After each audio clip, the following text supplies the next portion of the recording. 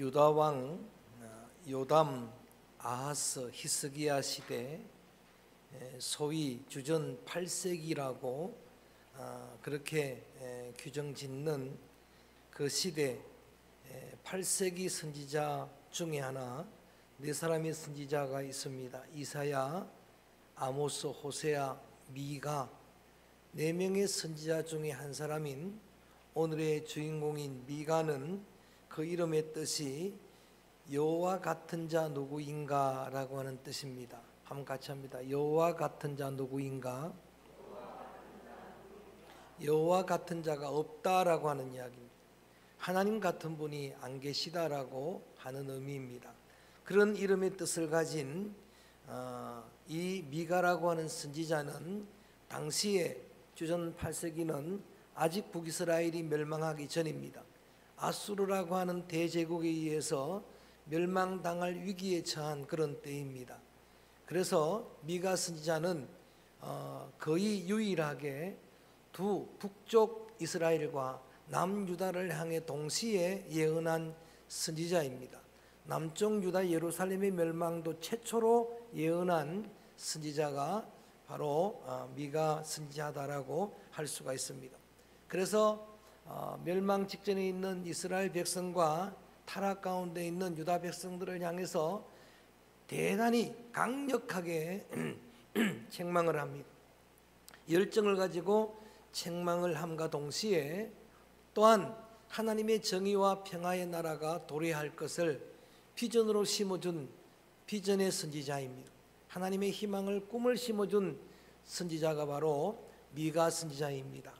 4장 2절로 돌아가서 어떤 희망을 심어주는가 말씀 속에서 확인합니다.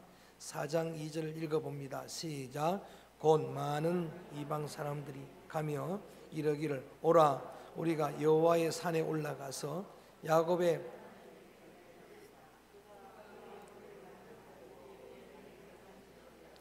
우리가 그의 길을 행하리니 이는 율법이 시온에서부터 나올 것이요 여호와의 말씀이 예루살렘에서부터 나올 것임이라. 아멘.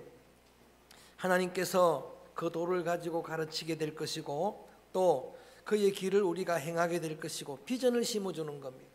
회복의 날을 주님 우리에게 허락해 주실 것이다 라고 하는 겁니다.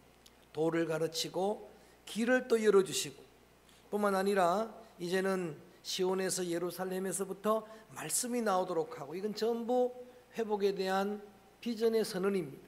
뿐만 아니라 3절 말씀도 계속 이어집니다. 3절 말씀 시작. 그가 많은 민족들 사이에 먼 곳 강한 이방인들을 판결하시리니 무리가 그 칼을 쳐서 보습을 만들고 창을 쳐서 낫을 만들 것이며 이 나라와 저 나라가 다시는 칼을 들고 서로 치지 아니하며 다시는 전쟁을 연습하지 아니하고 평화의 나라가 도래할 것이다라고 비전을 심어주는 겁니다. 지금은 아수르가 치게 되고 또 장차는 바벨론이 치게 되고 전쟁이 끊임없는 그런 세상이지만은 주님의 나라가 도래하면 거기에 전쟁의 무기들 칼을 그리고 창을 다 전쟁 무기들인데 그거를 반대로 보습으로 괭이로 또 쟁기로 그 다음에 낫으로 만들 것이다.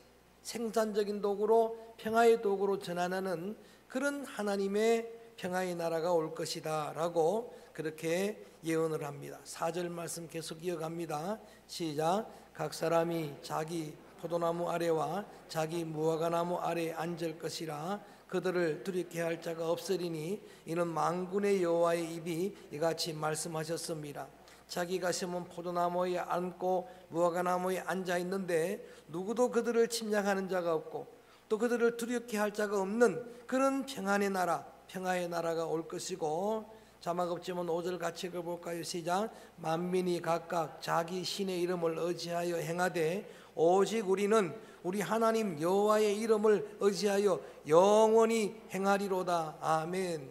세계 온 백성들이 자기의 신들을 의지하는 그런 때에 우리만큼은 우리 하나님의 이름을 의지하고 평생토록 영원토록 그 하나님의 뜻을 따라 행할 것입니다 라고 하는 그런 비전을 심어주셨습니다.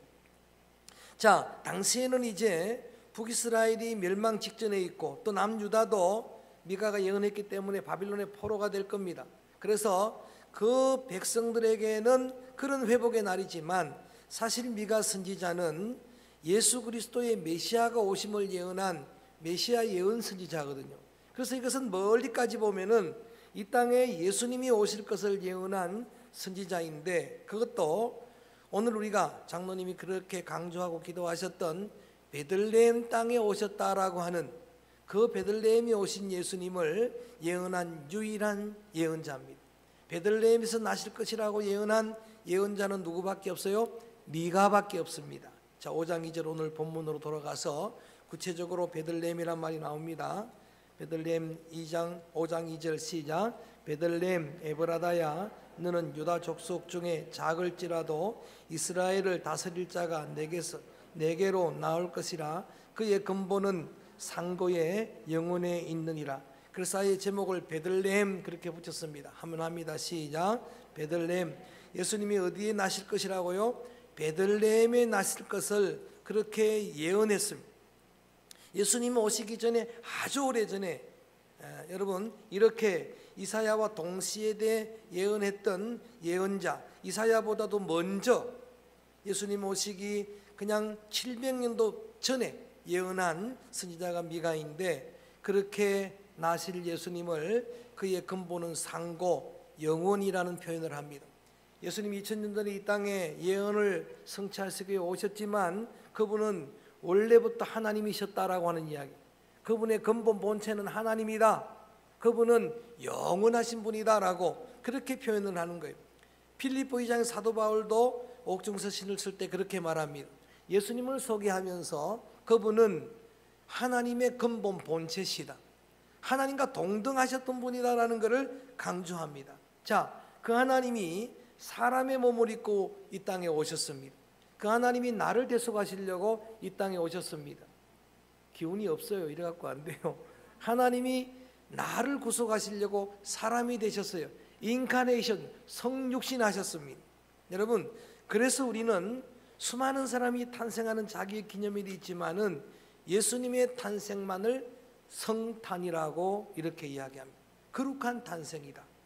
그분의 오신 그 성탄절을 우리가 여러분 기뻐하며 이렇게 인사를 합니다. 메리 크리스마스. 더 즐겁게 메리 크리스마스.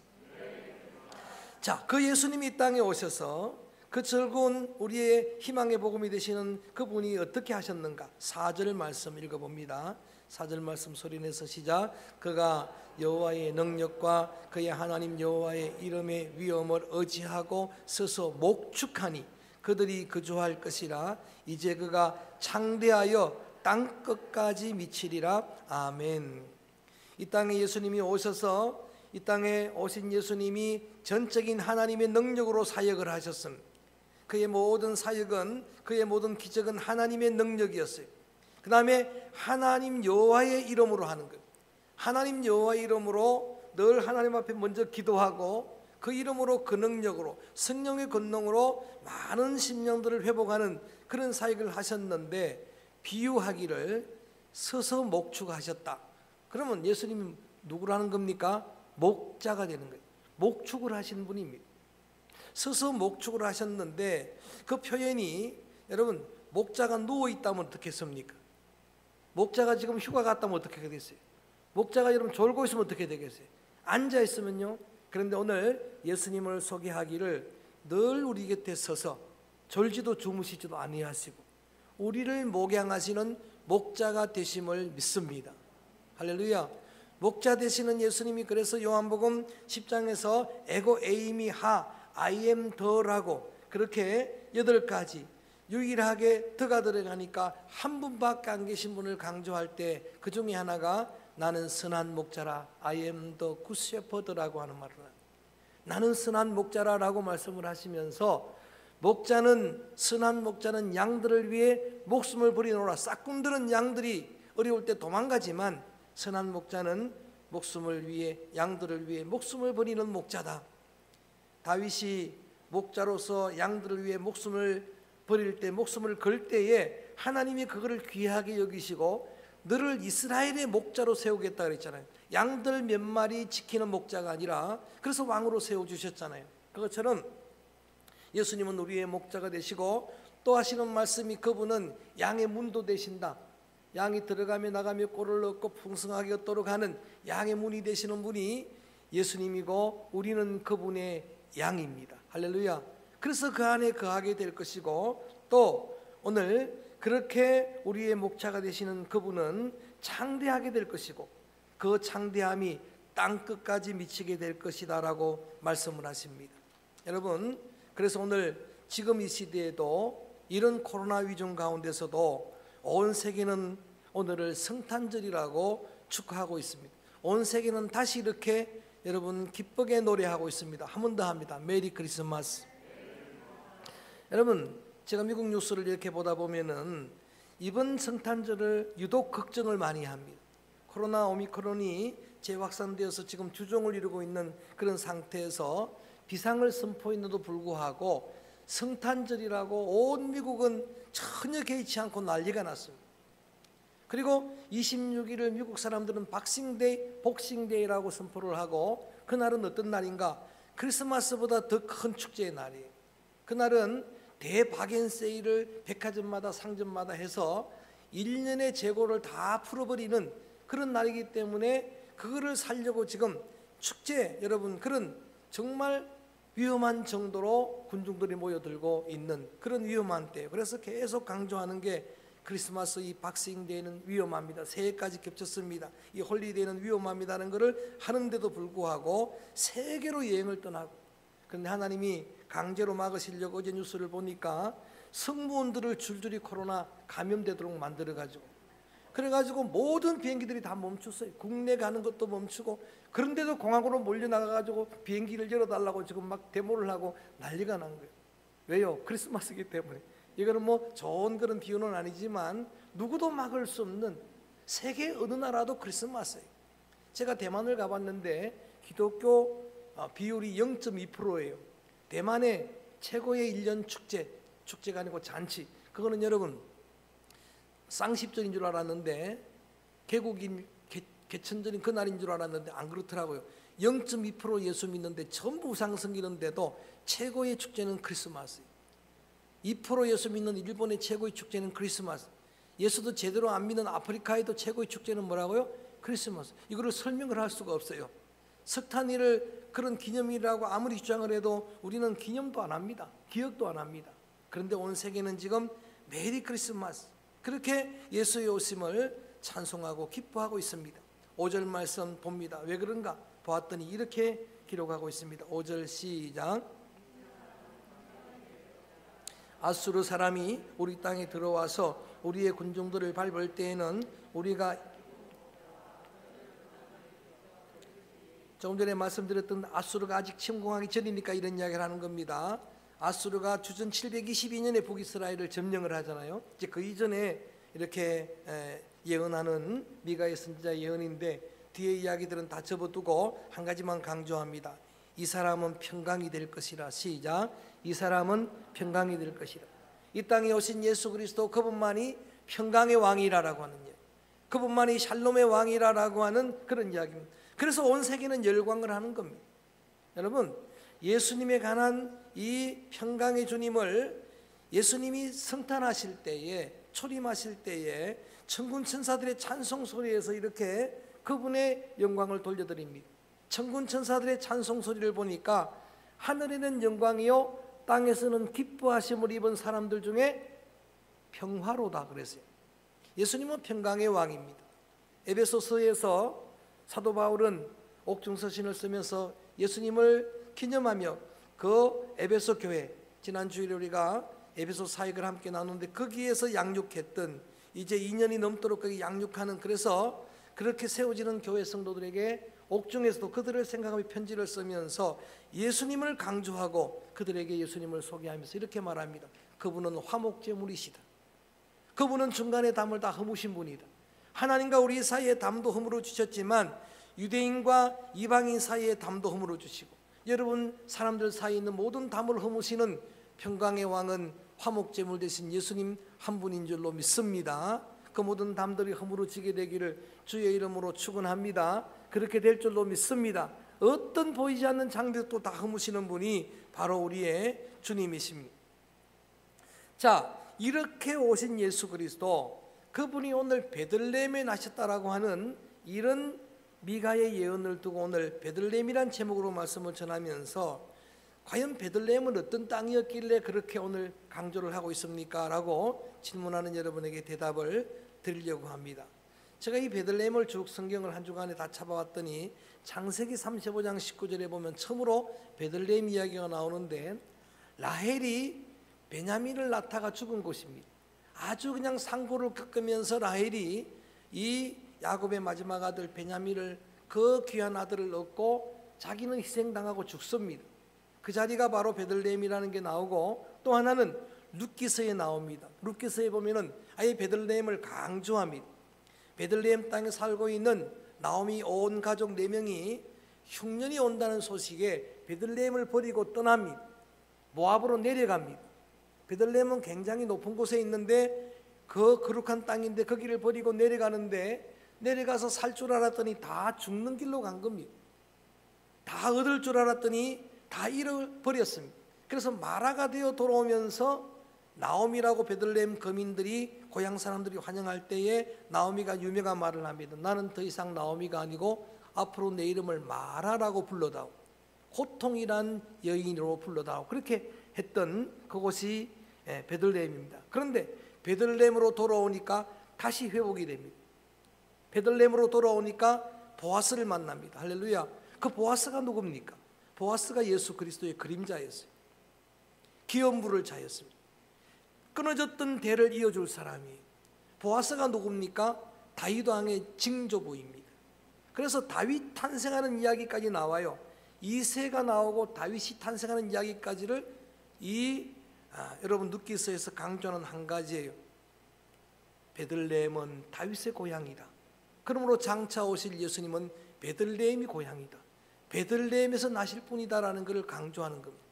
베들레헴에 나실 예수 그리스도, 그분은 바로 우리의 왕이시다라고 하는 의미예요.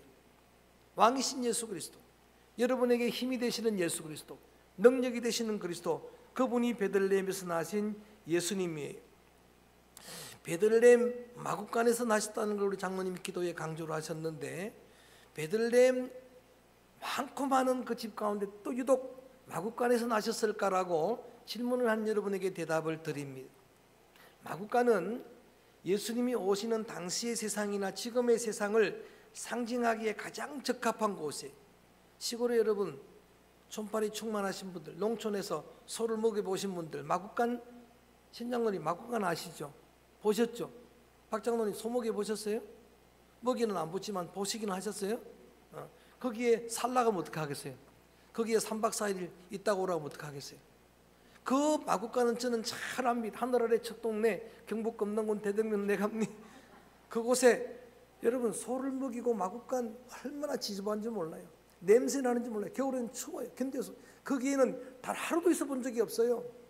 그런데 우리가 살고 있는 세상이 그렇다라고 하는 이야기, 우리가 살고 있는 죄악 세상이 그런 세상이라는 것을 상징적으로 보여주신 거예요. 그 어두운 세상, 그 여러분 지저분한 세상, 냄새나는 세상, 거기에 예수님이 오셨습니다. 할렐루야. 이게 복음이잖아요. 그리고 빛으로 오셨습니다. 큰 빛이 거기를 비추어 줬어요. 상징입니다. 이 어두운 세상의 빛은 한 분입니다. 이 어두운 세상에 여러분 생명의 빛은 한 분입니다. 예수님이 에고에임이 이렇게 말합니다. 나는 세상의 빛이라. 시작. I am the light of the world. 유일하게 더가 들어갑니다. 하나밖에. 너희는 세상의 빛이라 할 때는 You are a light of the world. 빛들 중에 하나지만 진짜 빛은 한 분이에요. 예수님 한 분입니다. 그 다음에 말 구유에 오셨다니까 여러분 구유를 굉장히 거룩하게 생각을 해요. 맨날 말 구유에 오신, 그러니까 구유는 뭐 엄청나게 거룩한 곳이다 그렇게 생각하는데, 말 구유가 뭡니까? 구유가 뭡니까? 잘 아시는 신장로님, 구유가 뭐죠? 죽통이죠. 밥도 안 먹어요. 말 죽통이 구유입니다. 그러니까 예수님이 누일 곳이 없어서 말 구유에 누였다라고 하니까 구유가 좋은 침대가 아닙니다. 근데 여러분 구유는 이 죄악 세상, 막국강 같은 세상으로 세상을 비유했다면 거기에 사는 우리들은 말과 같은 짐승 같은 존재였습니다. 그런데 거기에 생명의 양식으로 왔다는 의미에 구유에 넣으신 겁니다. 왜냐하면 베들레헴이란 이름 뜻 자체도 떡집이란 의미입니다. 베드 그러면 집이고 베델 하나님의 집이죠. 베들레헴 르헴 그러면 떡입니다. 떡의 집입니다. 여러분, 오병이어의 기적을 행하시는 예수님 이렇게 말씀하십니다. 오병이어의 기적은 그냥 기적을 행했다는 그런 의미가 아니고 그 기적만큼, 특별히 요한복음의 예수님의 기적을 표적이라고, 사인이라고 이야기, 영어로 사인입니다. 표적. 거기에는 많은 암시된 사인이 들어가 있다는 이야기. 그래서 예수님이 오병이어의 기적을 행하신 이 기적의 사건은 표적인데 그 표적이 뭔가, 그 표적을 말씀하시고 친히 설명을 하십니다. 나는 하늘로부터 내려온 생명의 양식이니라. 할렐루야. 그러면서 뭐라 그럽니까? 나를 먹으면 영원히 죽지 아니하리라. 나를 먹으면 영원히 줄이지 아니하리라. 할렐루야. 생명의 떡이라. 어떻게 12강주리가 부스러기로 남았습니까? 예수님의 생명 양식은 전 인류가 먹고도 남는 양식입니다. 여러분, 오고는 온 세대가 먹고도 남는 양식이에요. 천국은 온 인류가 들어가고도 남는 공간입니다. 아직도 믿음 약한 우리 고향의 어느 한 분의 이야기가 좀 생각납니다. 그분 예수는 믿는데도 천국에 확신이 없어요. 왜 확신 없는가 물어봤더니 이미 간 사람들이 많은 일 텐데 우리는 들어갈 방이 없다는 이야기. 그래서 제가 설교를 했어요. 예수님의 보혈은 전 인류가 먹고도 마시고도 남습니다. 예수님은 생명의 양식입니다. 천국은 이 땅에 있는 아파트가 아닙니다. 전 구원 얻는 사람들이 가고도 남습니다 했는데도 지금은 모르겠어요. 안 믿더라고 보니까. 여러분, 예수님은 영원한 온 인류가 먹고도 남는 생명 양식인 줄로 믿습니다. 그래서 예수님께서 이 말씀을 중심으로 그렇게 또 에고에임이 말씀을 하신 게 조금 전에 말씀드렸던 요한복음 6장 말씀입니다. 내가 생명의 떡이라.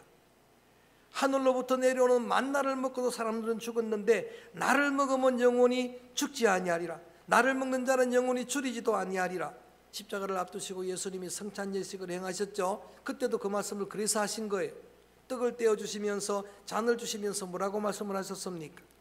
나를 먹으면 영원히 죽지 않는다. 이 떡은 너희를 위해 내가 내어주는 나의 살이라.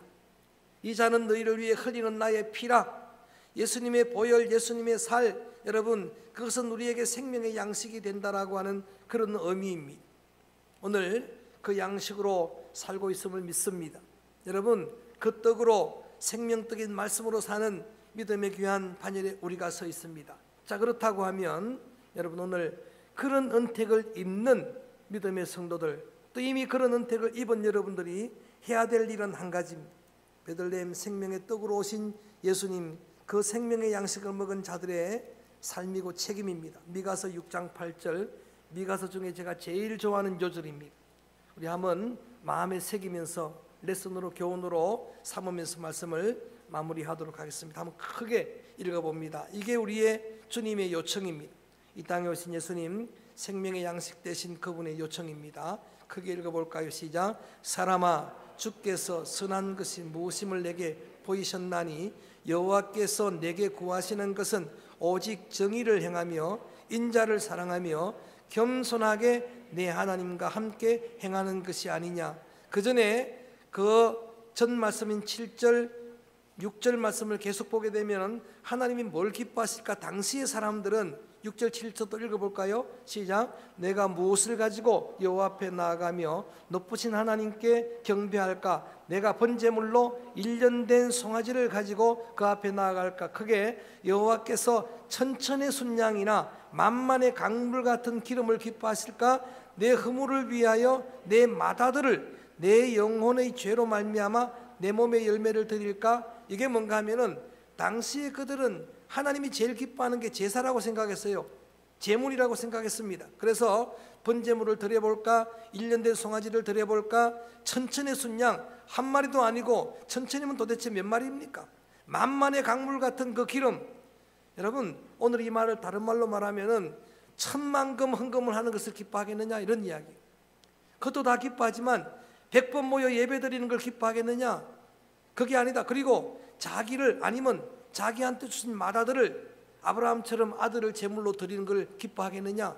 그것도 기뻐할 일이겠지만, 아니면 네 몸을 드려보는, 여러분 나를 제물로 드리는 그것을 기뻐하겠는가? 이게 아니고 진짜 기뻐하는 것 세 가지를 말합니다. 진짜 하나님이 기뻐하시는 세 가지는 오히려 천천의 순양 만만의 강물 같은 기름보다도, 여러분이 억만 번 드리는 예배보다도, 헌금보다도 더 주님이 기뻐하는 것은 이 땅에 의로 그의 여러분 복음으로 오신 예수님, 그분을 본받아서 그분을 영접했다면 여러분이 주님 앞에 정의롭기를 주의 이름으로 축원합니다. 주님이 그것을 원한다는 겁니다. 하나님의 철저한 목전 신앙을 가지고 참 쉽지 않지만, 홀로 있을 때 정직하기가 어렵지만, 그래도 여러분 우리가 진짜 예수님의 사람이라고 하면 여러분 홀로 있는 그 공간에서 정의롭기를 주의 이름으로 축원합니다. 뿐만 아니라 오늘 성경에 보니까 인자를 사랑하며, 그 인자는 헤세드입니다. 여러분 가운데 그리스도 이 땅에 오신 평화의 왕으로 자신을 제물로 드리고 평강을 이루신 그분의 속성이 자비입니다. 그분의 속성이 긍휼이에요. 그리스도의 긍휼의 마음이 우리 가운데 부어지기를 주의 이름으로 축원합니다. 이 연말 때에 여러분 이 긍휼이 우리로 통해 흘러가게 되기를 주의 이름으로 부탁합니다. 마지막으로 한 가지가 겸손입니다. 우리가 하나님 앞에 드릴 것은, 가장 하나님이 기뻐할 만한 그런 제물은 겸손히 평생을 하나님과 동행하는 일입니다. 애굽이 300년 동안 하나님과 동행했던 것처럼 이 땅에 오신 예수님의 소원이 이런 것이라고 하면, 베들레헴 생명의 떡으로 오신 그 주님의 생명 양식을 먹은 여러분, 주님의 이 소원을 정말 주님에게 그대로 들어드리는 효성스러운 복된 주의 자녀들 되어지기를 주의 이름으로 축원합니다. 그래서 결단하는 겁니다. 하나님, 오늘 나 한 사람 내 삶의 자리에서 정직할 수 있도록 주님 내게 그런 은혜를 주옵소서, 믿음을 주옵소서. 나로 통해서 주님의 긍휼이 흘러가도록 주님의 마음, 그 긍휼의 마음을 부어 주옵소서.